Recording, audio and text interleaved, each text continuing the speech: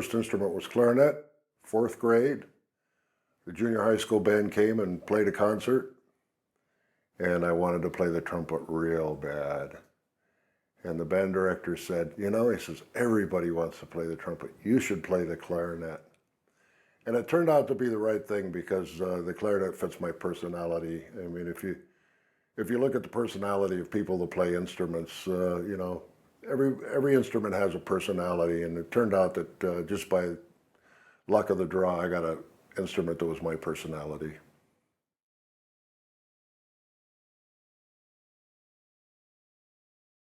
I've done so many wild, diverse things. Show work in Vegas, movie work, celebrity accompaniment. It's just impossible to say. There's just so much good music in this world, and it's a joy to play any of it. I feel fortunate to have made a living in this business my whole life.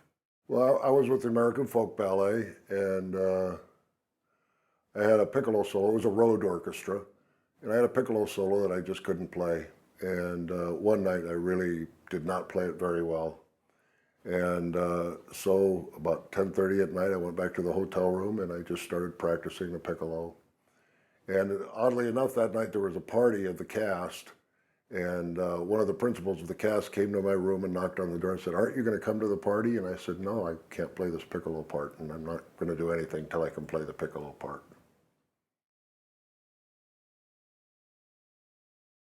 My real advice is, in addition to playing an instrument, learn how to write, because there's a lot more money on that side of the glass.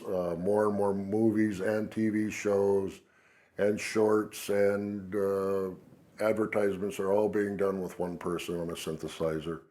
It's really changing the business. Even the live music, the orchestras are getting smaller. So first of all, you have to be really, really good at what you do.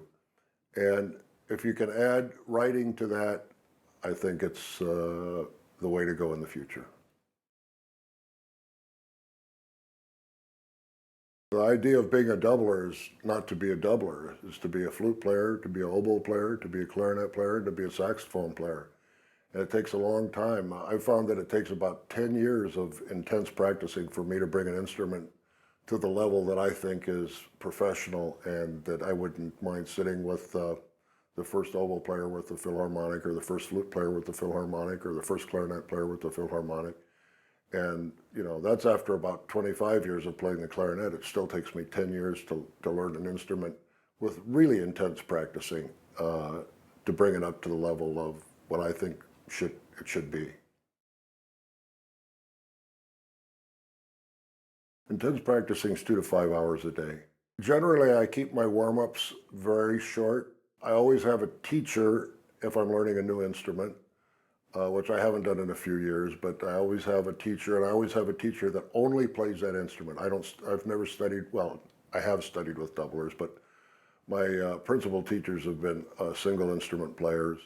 So my general practice is a very, very short warm-up.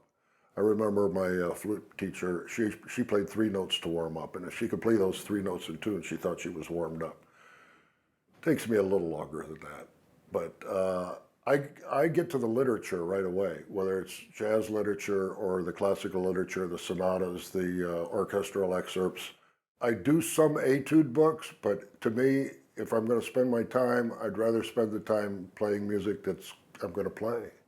So the etude books are important to gain certain techniques, but you can gain a lot of those techniques by playing the literature. It's the dilemma of our business that the work is very seldom just interesting. It's usually terrifying or boring. The terrifying part comes in when they put those black notes in front of you and you have to play them the second time perfectly. And the boring comes when you're doing a show after the first or second week, and you know your internal dialogue's louder than the show. And there doesn't seem to be much that's in between those two things. So it's kind of an interesting way to make a living.